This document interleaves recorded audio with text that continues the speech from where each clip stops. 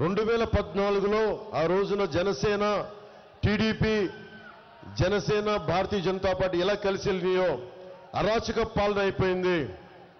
అమ్మవారి ఉత్సవ విగ్రహాలను తీసుకెళ్లే రథాలు వెండి సింహాలు పోతే కాల్మనీలో కూర్చొని అరెస్ట్ అయిన వ్యక్తుల్ని దుర్గాది ఈ కంటికి దెబ్బ తగిలితే ఈ కంటికి ప్లాస్టర్ వేసుకునే వ్యక్తులు మనకి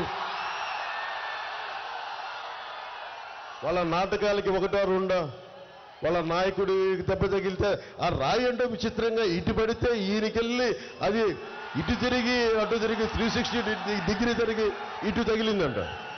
దానికి పాపం చాలా బాధపడుతున్నారు. ఇలా ఇలా కన్ను కొడితే ఇలా చాలా పెడితే నేను సినిమాలో కూడా అంత నటన నా వల్ల కాదు, నేను అంత పెర్ఫార్మెన్స్ నేను ఇవ్వలేదు. కానీ ఆస్కర్ లెవెల్ పెర్ఫార్మెన్స్ మీరు నిజంగా అభివృద్ధి చేసి ఇందాక మనం కూర్చోబెట్టి మనం రోడ్ షో చేస్తూ ఉంటే ఒకటే అనిపించింది, ఎంత దుర్గంధం ఉంది మన డ్రైనేజ్ వ్యవస్థలో, అంత దుర్గంధం ఉంది. రోజు నేను ఒక్కసారి రావడానికి అంత దుర్గంధాన్ని అనుభవిస్తూ ఉంటే రోడ్డు సైడ్ షాపులుండి తినుబండారాల కేంద్రాలుండి ఎలా దుర్గంధంలో మన విజయవాడ ముఖ్యంగా మనకి నియోజకవర్గాలు ఇబ్బందిగా ఉంటాయని నాకు బాధిస్తుంది.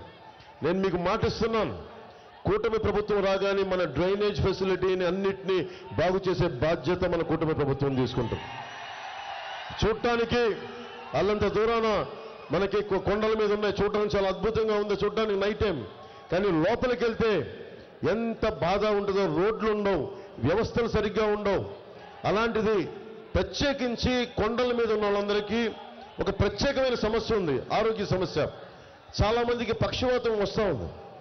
నేను మీకు మాటిస్తున్నాను, విజయవాడ పశ్చిమ నియోజకవర్గ అన్నదమ్ములందరికీ ఏదైతే ఉద్దానం లాంటి సమస్య ఏదైతే ఉందో, మనకి ఉద్దానంలో కిడ్నీ సమస్య, మన పశ్చిమ నియోజకవర్గం ముఖ్యంగా కొండ ప్రాంతాల్లో ఉన్న అందరికీ ప్రత్యేకించి పక్షవాతం వస్తుందని దాని మీద దృష్టిలో ఉంది నాకు. దాని మీద నేను సరైన ఆరోగ్యకరమైన దాన్ని రీసెర్చ్ చేయాలి, దాన్ని ఎందుకు ప్రత్యేకంగా వస్తున్నాయి దాని మీద గుర్తించి పరిష్కార మార్గాన్ని కనుక్కొని మీరు ఆరోగ్యంగా ఉండేలాగా మేమందరం కృషి చేస్తాం మీకు.